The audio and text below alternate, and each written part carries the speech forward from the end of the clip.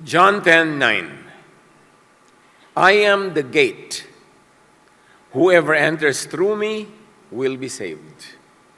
They will come in and go out and find pasture. I am the gate. Salamat Panginoon dahil kayo ang gate. Napakahalaga ng kahulugan nito sa amin. Patuloy niyo kaming paliwanagan ng higit pang mataas at malalim na kahulugan nito. Ama namin, kataas-taasan, we pray that you will enlighten us further on the meaning of your Son Jesus being the gate. We praise you, we thank you, and seek enlightenment from you in the name of your Son, Jesus. John 10:7-9. Jesus said again, I am the gate for the sheep.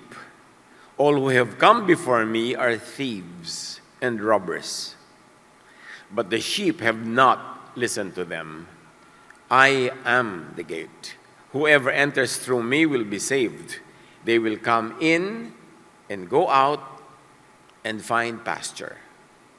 The immediate context of this saying of Jesus is John chapters 9-10. Katatapos lang pagalingin ni Jesus ang lalaking ipinanganak na bulag. Pero imbes na magalak, ang religious leaders ay nagtanong, pinressure siya, ininsulto, at pagkatapos pinalayas. Kasi ayaw nilang i-recognize that the work is done by the Father, God Himself, through Jesus. Kaya pag nagsalita si Jesus tungkol sa sheep, sa gate, sa magnanakaw, tulisan, at shepherd, hindi ito random na kwento tungkol sa farm life. This is a response to a religious crisis. Who truly opens the way to God, to safety, to freedom? Si Jesus ba o sila? And who merely controls the doorway? Sino ang tunay na daanan at sino ang nakabaralang, harang at pumipigil lang? Ang bulag na pinagaling ni Jesus ay pinalayas ng system. He was thrown out of the synagogue, pero hindi siya napalabas sa bakuran ng Diyos. Pinalabas lang siya ng religious leaders sa kanilang poder, itinakwil dahil kumikilala kay Jesus. Pero hindi naman nila nailayo sa Diyos. The true gate was not the council, not the synagogue, not the gatekeepers. The true gate was Jesus. But long before John 10, Scripture had already taught Israel to think of God as shepherd and His people as sheep. Matagal na yung tema ng turuan na yan, na ang Ama sa Langit ay pastol at ang kanyang mga anak ay tupa. Psalm 23 pa lang shows the shepherd who leads, restores, protects, and provides. Psalm 121 verse 8 shows God watching over the people's coming and going. Isaiah 40:11 shows God gathering the weak sheep and carrying them close. Ezekiel 34 names the crisis. False shepherds feed on the flock instead of caring for it. Observe, ang tagal-tagal ng tema ito. Ipinakikilala ng kataas-taasan na maraming fake shepherd, maraming false, that instead of taking care of the sheep, ginagatasan lang nila, kinakatay, pinagsasamantalahan, ginagamit. Then Jesus comes and tells one and all, I am the gate, I am the good shepherd. God answers by promising to shepherd His people Himself. Ano pa nga naman ang nalalabing gawin kung napakaraming nagtaksil sa gawain, napakaraming nagpanggap na mga pastol, pagkatapos kinakawawa lang ang tupa, so talagang ipinangako ng Ama na siya mismo, and as we will see, through the Son, will be the shepherd of God's people. So when Jesus says, I am the gate, He stands inside the whole promise. Yun ang konteksto nun, yung promise na yon ng Ama. Denouncing all who have come before Him. Napakabigat ng binitawan ni Jesus sa salita. Sabi niya, all who have come before me are thieves, are robbers. Lahat ng nauna sa akin na yan, mga magnanakaw. Sabi ganun. Mga nandaya. In Jesus, God's protection, access, and shepherding, and care are now personally present. Hindi na pangako lang, tinupad na. Dumating si Jesus para bigyang katuparan ang kalayaan, ang pag-aalaga sa mga anak ng Diyos. What are false gates? Marami. Kasali na ang fear, guilt, group control, religious performance, human approval, and leaders who sound protective while progressively possessing the sheep. Yan yung mga false gates. Diyan pumapasok ang tao, akala nila by going through guilt, going through hardship, yung pagpayag na sila yung makontrol, yung mga religious performances, pagkuha ng approval ng mga religious leaders, akala nila yun ang daan patungo sa pasture, patungo sa life, patungo sa safety. Pero tinawag yan ni Jesus lahat na false gate. So, observe. Manuri. Tumingin. Magmasid. Para makilala ang false gate from the true gate, Jesus Himself. Do not enter life through the gate of fear. Enter through Jesus. Pinakakain ka ba o ikaw ang kinakain ng shepherd? Dapat clear. When Jesus says the sheep did not listen to the thieves and robbers, He means there are those who never surrendered to false voices throughout time. At talaga naman, kahit sa scripture, mababakas natin, throughout time, meron talagang hindi nabudol. Merong hindi nahikayat, hindi nabighani, at hindi nalinlang ng mga false shepherds. Laging may voices of truth. Most of the time, it is silenced by the majority, silenced by the official institutions, pero laging merong voices na pinapakinggan yung mga naghahanap ng katotohanan. Again, observe. Even when you read scripture, you will see remnants of people who never really were taken in. Pansinin ang mga hindi sumunod sa fakery at fake voices. Isa na dyan, the healed man in John 9. Matapos siyang pagalingin ni Jesus, inimbestiga siya ng mga Pharisees. Sabi, bulag. Pero kailan pinagaling? Sabat. Nagtrabaho ang nagpagaling. Gumawa ng putik, itinapal sa mata. Ikaw naman bulag, nagtrabaho ka rin, lumublob ka doon sa pool, sabat na sabat, hindi mo dapat gawin yan. So, you are not from God. Jesus is not from God. At sabi naman itong healed man, ewan ko sa inyo. Malay ko kung makasalanan siya or not as you claim. Ang alam ko, pinagaling niya ako. At ako'y gumaling. At dahil doon, siya ay sinipa from the fellowship, from the community. Siya'y pinatalsik. This man did not give in to those false voices representing God. Hindi siya nakimi, hindi siya nakaya na payukuin dahil sabi niya, ang alam ko, pinagaling niya ako. He did not surrender what Jesus had done. Can you imagine yung paninindigan ng taong ito against all of these official persons of religion, against the community, against the pressure? Pero sabi niya, ang alam ko, pinagaling niya ako. Kung makasalanan siya or not, di ko alam yun. Kayo lang ang nagsasabi niyan. So, may mga taong tulad niya. In fact, yung mga taong nakapanood nung nangyari, sabi, kung hindi siya from heaven, kung hindi siya godly, kung sinful siya, bakit niya napagaling? Bakit niya nabigyan ng sight yung bulag? Sabi ko, magagawa ba yan, isang sinful? Pati sila pumapalag sa official verdict ng mga religious leaders. So as you can see, hindi lahat na kayang bulagin.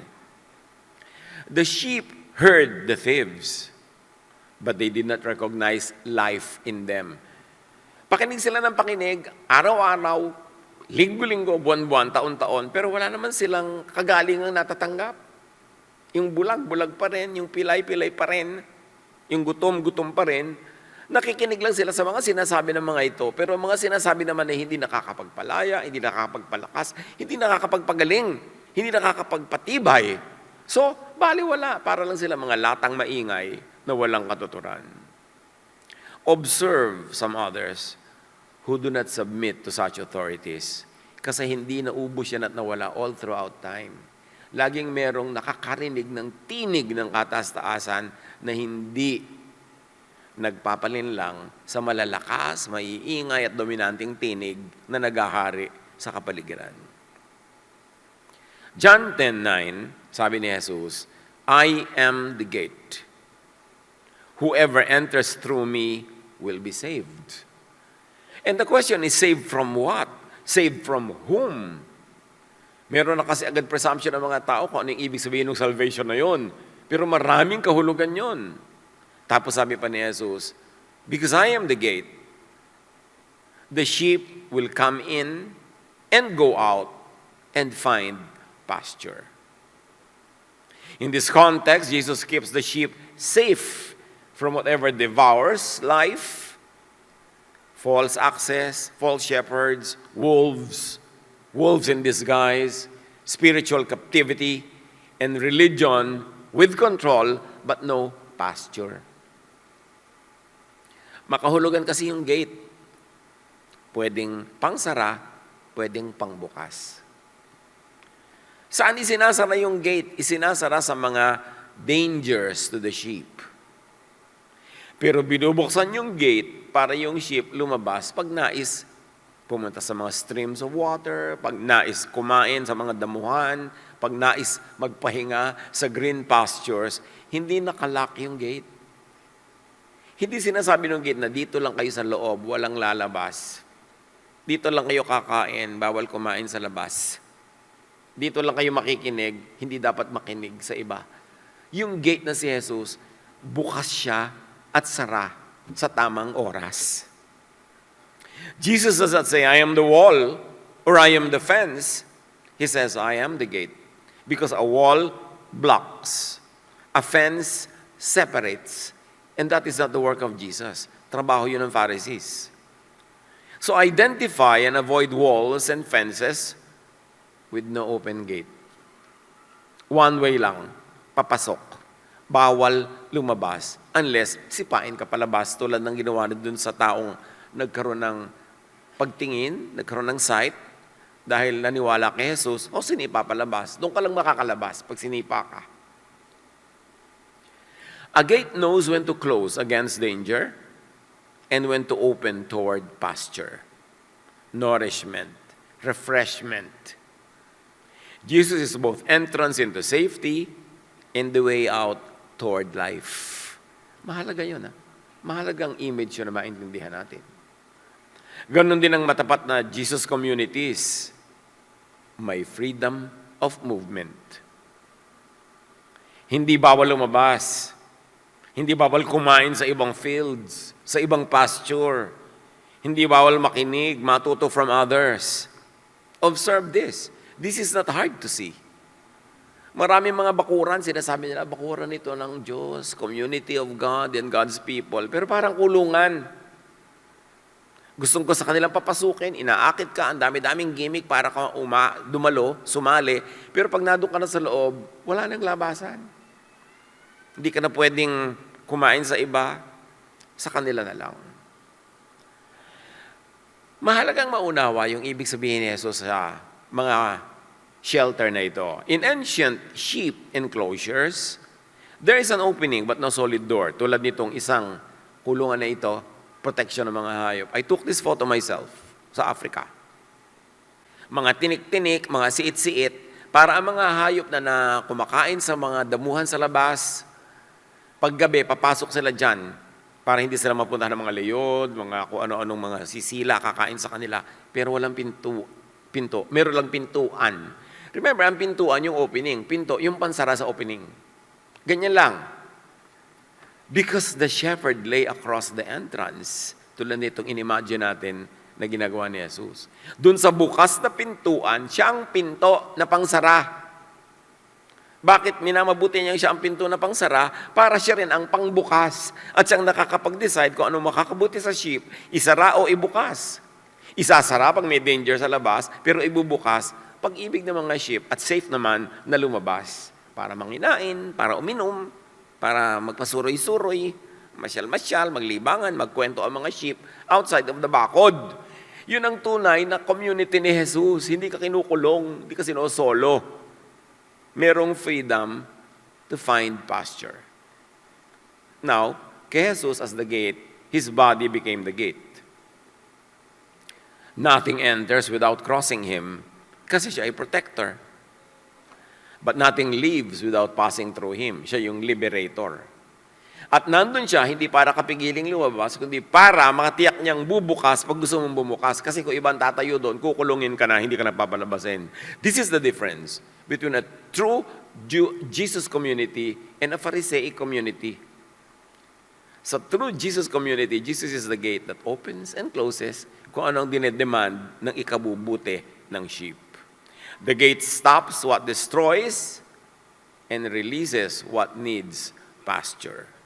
Jesus is not only security, he is freedom as well. Matthew 7:15, watch out for false prophets who come in sheep's clothing, but are inwardly wolves. Ano yung mga wolves na yan? Ano kanilang intensyon? Solohin para kainin ang sheep. The danger is not always obvious.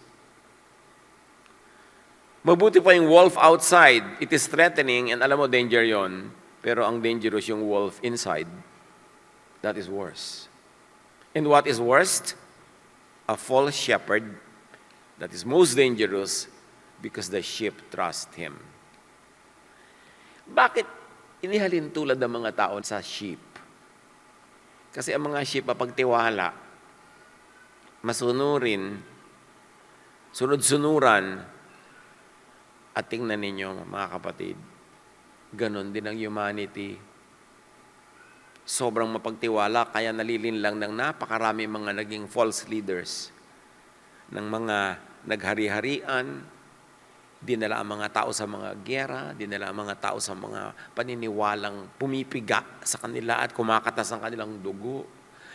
Sumasali sila at umaanib sa mga grupo na kinakatas ang kanilang pera, inuubos ang kanilang lakas, ine-exploit sila, at sunod pa rin ang sunod. Kasi nga parang sheep. Akala natin matatalinong tao. Tingnan ninyo kung gaano kadaling mauto ang mga tao. Kung gaano kadaling sumunod sa mga charming and charismatic leaders, no matter kung saan sila dinadala. Kaya sabi ni Jesus, these are my sheep, but I am the shepherd, and I am the gate. Yan ang kailangang mangyari. Ako yung gate. Kasi kawawa yung sheep pag iba ang gate. False shepherds may speak of safety and salvation, but instead of leading sheep to pasture, slowly lead them towards slaughter. Kaya sa ating inimagine na illustration, yung mga sheep sumusunod sa akala nila ay shepherd. Sumusunod ka. Akala mo sheep, ang pangako green pasture, quiet water, grace, acceptance, love, peace. Pero sa harap pala, wolf. At malalaman mo kung kailan huli na, dinadala ka pala sa katayan, judgment, more laws, rejection, unlove, and guilt. Gaano karami ang napasunod sa ganitong uri ng false shepherd? Napagsamantalahan lang. Na-exploit lang, inapi, kinawawa, pinagilty, pinalungkot, tinanggalan ng life, inagawan ng love life, inagawan ng life, at pasensya ka sa buhay mo. Kaya sabi nila, the sheep may spend its whole life fearing the wolf only to be eaten by the false shepherd. Ang lungkot naman. So, observe. Manuri, magmatyag. In Jesus' setting, some religious authorities carried the law, controlled access, defined belonging, and decided on sipaan Nasa kanila lahat yung authority. At kitang-kita natin ginawa nila yun doon sa man born blind na pinalaya ni Jesus. Tapos itinakwil nila. The danger was that stewardship of holiness could become control over the wounded. Diyan tayo maging mapagmatsyag, mga kapatid. Kasi yung religiosity and religious leadership and spiritual leadership could so very easily become control, ownership. Jesus exposed many religious systems as burden factory. Yan ang mga ibinunyag ni Jesus. As if hindi pa obvious yun, kailangan pa niya sabihin, kaya siya itinakwil ng mga religious leaders. Kasi nabibisto ang mga trabaho nila. Jesus exposed those many religious systems as burden factory, promoting and glorifying needless sacrifices that benefited the abusive false shepherds. Panahon na para makita natin how humanity is being deceived by all types of leaders na hindi maka-Jesus. Hindi Jesus ang style. Ang lahat yan, ano man ang label, ano man ang pangalan, ginagamit lang mga tao. Kaya religious, kaya political, kaya social, kaya ano man yun. Tingnan ninyo kung nang-exploit lang, kumukuha ng mga tagasunod para maging kapangyarihan behind them ang kanilang mga tagasunod.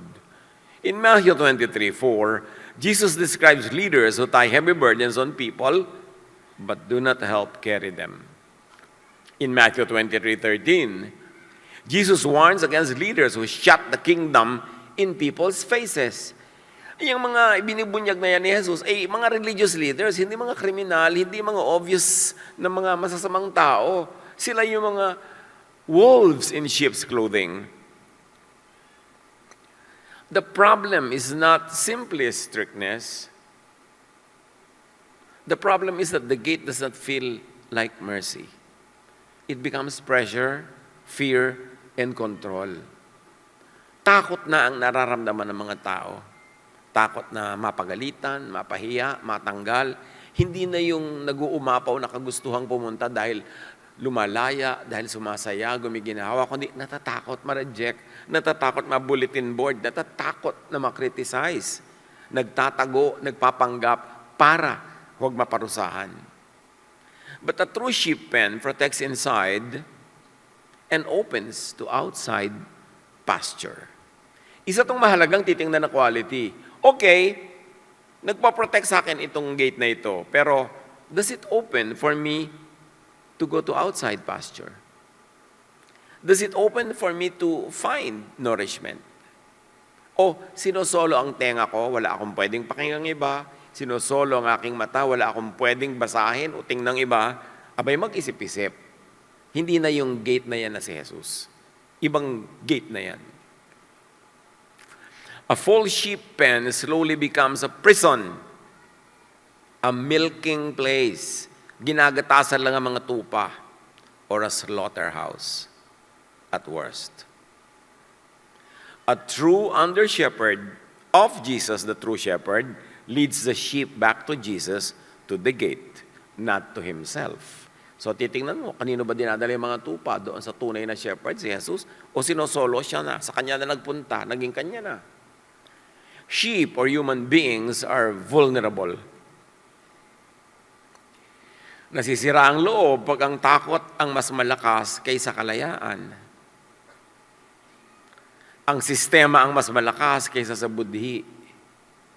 At ang tinig ng iba ang mas malakas kaysa tinig ni Jesus. Manuri, magmatyag. Kaya dapat laging mag-Jesus filter. Hindi lahat ng malalakas at pinakamalakas na tinig, yun ang tama. Madalas yung katotohanan, anas, bulong lang magsalita, hindi sigaw. When the sheep become afraid to leave, to think, to ask, or to hear Jesus directly, that is not pasture, that is captivity. Tayo ba ay nasa loob ng pasture ni Jesus? Or are we captives of some Pharisees? Jesus the gate does not imprison the sheep. A gate that only closes becomes a prison. But a gate that only opens becomes exposure and danger. So kailangan balance.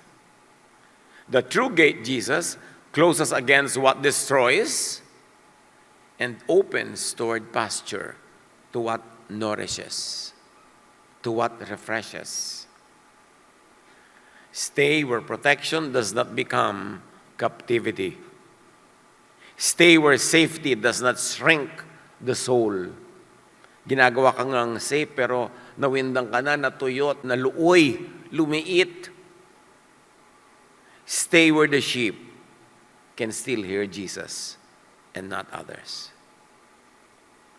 Not every gate that claims to protect actually protects. Some gates protect only the owners. Ikaw ba ang pinoprotect o yung system? At ginagamit ka lang pang-protect ng system.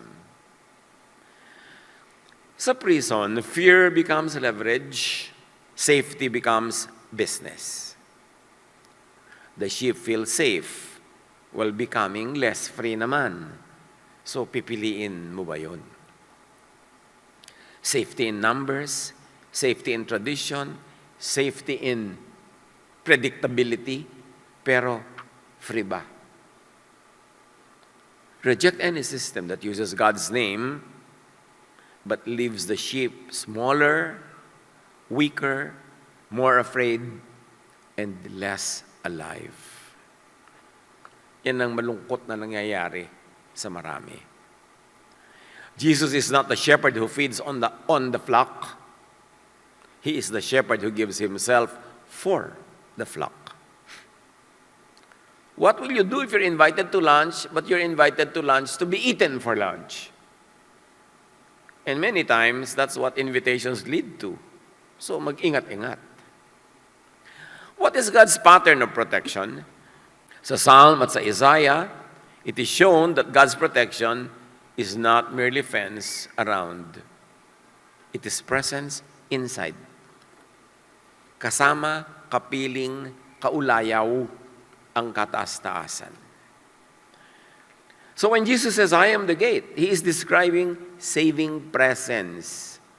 God standing between the sheep and what devours them, then opening the way toward pasture. So, at this point, let us pause. What devours us? Ano ang lumalamon sa inyo, sa akin, sa atin?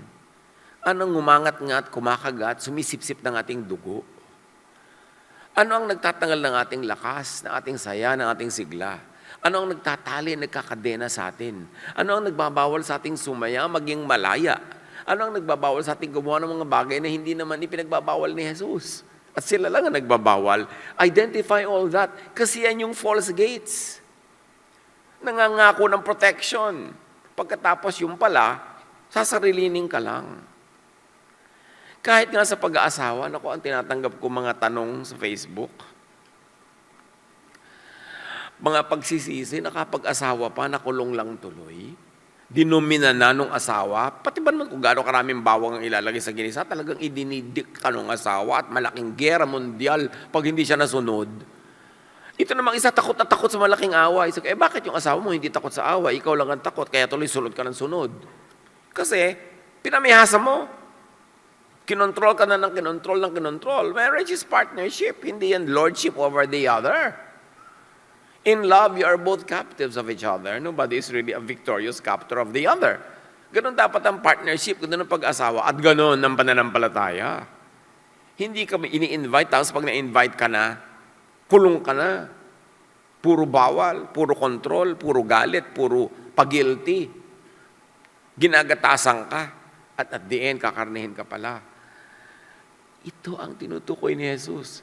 Hindi malayo sa nangyayari sa ating paligid noon, ngayon, at sana naman hindi hanggang bukas. It is happening. People being exploited by leaders. People being exploited by what type? Any type of leader. Kaya yan clan leader, family leader, religious leader, political leader, corporate leaders. Awang-awa ang Ama sa Langit sa mga taong parang mga tupa na pinagsasamantalahan. Tayo naman mga tupa, dapat tayong magmatyag, magbukas ng mata at tingnan, ano ba talaga nagsasamantala sa akin? Kailangan makalaya ako dyan. Hindi naman iisang grupo lang yan o isang tao. Marami kumisa yan nagtutulong-tulong para hut-hutan ka, para sipsipan ka ng dugo, para tanggalan ka ng sigla, agawan ka ng saya.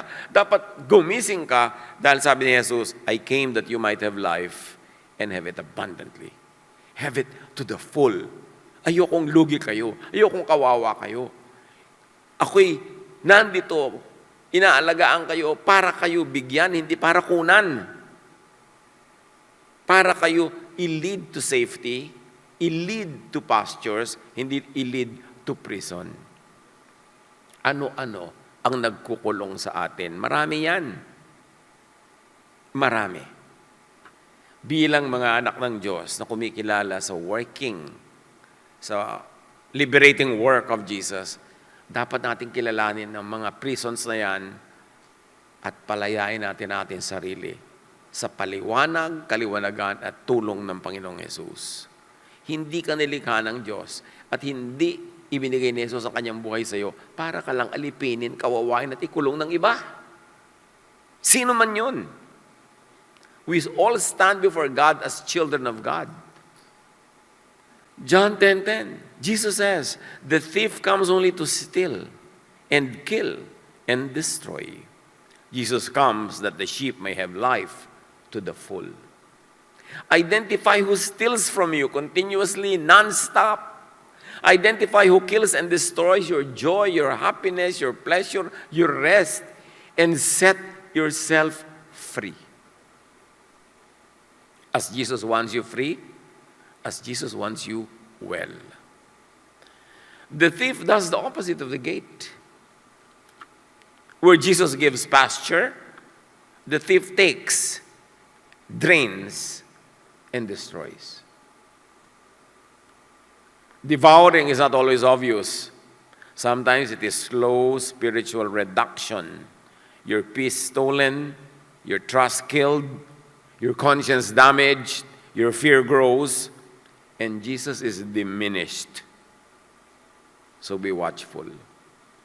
The gate and the good shepherd belong together. The gate protects from danger. The shepherd guides movement toward pasture, toward life. Yun ang purpose ni Jesus, to bring you to pasture. He leads me beside still waters. He restores my soul. He leads me to rest in green pastures. Doon ba tayo dinadala ng sino mang sinusundan natin? Manuri, kumawala, kung hindi yun ang nangyayari. Safety without pasture becomes confinement.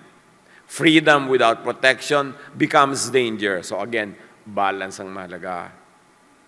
Guidance without Jesus becomes control. Follow the shepherd who guards, guides, and sets free. Pasulitin natin ang pagsasakatawang tao ni Jesus at ang pagbibigay niya ng buhay para sa atin. Kailangan, we claim that destiny. We claim that life that is full, vibrant, alive, loving, and loved. A Jesus-shaped community does not make fear the fence, nor leaders the gate. Kilalanin kung talagang Jesus community yan, dapat hindi takot at pananakot ang bakod na nagkukulong sa mga tao. The wounded are not shamed in a true Jesus community. The vulnerable are protected, not exploited. The questioning, the curious are not immediately treated as enemies and silenced. Leaders help the sheep hear Jesus rather than merely obey the enclosure. Mag-isip-isip tayo mga kapatid kung anong ginagawa sa atin ng ating mga affiliations, mga memberships, mga activities.